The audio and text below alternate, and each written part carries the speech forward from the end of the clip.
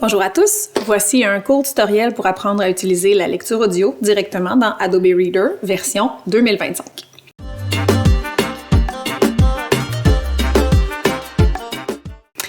Donc, la première étape, c'est de valider que le texte est vraiment accessible, donc en sélectionnant du texte comme ça en le surlignant, comme on est habitué de faire peut-être avec d'autres logiciels de synthèse vocale.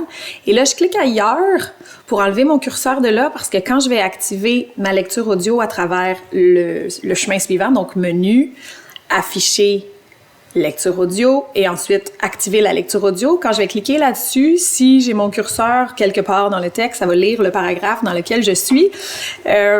Donc, ça peut être vraiment cacophonique avec les élèves là, si vous en avez plusieurs qui utilisent ça en même temps dans une même classe sans écouteurs. D'ailleurs, c'est recommandé d'avoir des écouteurs quand on utilise une synthèse vocale. Mais bref, c'est un petit truc comme ça que je vous donne. Donc, j'active la lecture audio en cliquant tout de suite.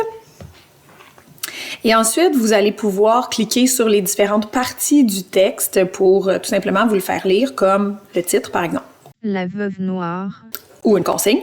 Pour surligner, utilise le jaune, le turquoise ou le mauve. Pour ce qui est du corps du texte comme tel, donc les paragraphes, malheureusement, c'est pas possible de se faire lire seulement une toute petite partie dans le paragraphe. Donc, si je veux uniquement me faire lire le début d'un paragraphe ou la fin d'un paragraphe, je peux pas faire ça. Parce que quand je clique, ça va sélectionner le paragraphe au complet. Et ensuite, si je veux me faire lire seulement le début, je peux retenir le raccourci que je vais aller vous montrer tout de suite, le raccourci pour faire pause, et ça, c'est vraiment à retenir. Donc, on va le voir tout de suite ici. Pour faire pause, c'est Shift-Ctrl-C.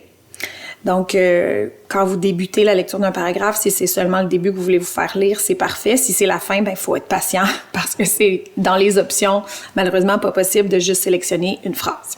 Donc, on y va pour un paragraphe. Le véritable nom de la veuve noire est Natasha Romanoff. C'est suffisant. J'ai fait le raccourci pour faire pause. Pour aussi attirer votre attention sur le fait que quand on se fait lire un paragraphe, il y a un encadré qui se place autour de ce paragraphe-là, tout comme autour du titre ou autour de la consigne qu'on a vue tout à l'heure. Et ça pourrait aider les élèves à faire du repérage dans le texte en se le faisant lire parce qu'on sait que c'est dans cette section-là, même s'il n'y a pas, comme vous avez vu, de suivi dynamique des mots, donc l'espèce de karaoké là, qui s'allume au fur et à mesure de la lecture. Ensuite de ça, je pense que la seule chose qui me resterait à vous montrer, c'est les paramètres pour aller changer un tout petit peu la voix. On n'a pas vraiment beaucoup d'options, là. On n'a pas 46 voix différentes. En français, il y en a une seule. Mais on peut ajuster sa vitesse. Donc, on va aller faire ça dans le menu, dans la section des préférences. Il y a la section lecture que je suis allée voir précédemment. Vous avez vu, là, c'est déjà sélectionné. Je pense que par défaut, ça va être dans l'affichage, mais vous cliquez sur lecture. Et là, vous avez le volume de la voix, mais qui est aussi réglable par le volume du système comme tel. Mais vous pouvez aussi choisir une autre voix. Par contre, comme je vous ai dit, là, en français, si je prends pas Hortense, j'ai espagnol ou English.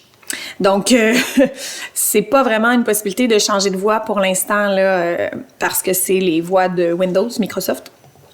Donc, gardez Hortense. Par contre, si la voix d'Hortense est un peu moins agréable à l'oreille pour certains élèves, vous pouvez ajuster son ton.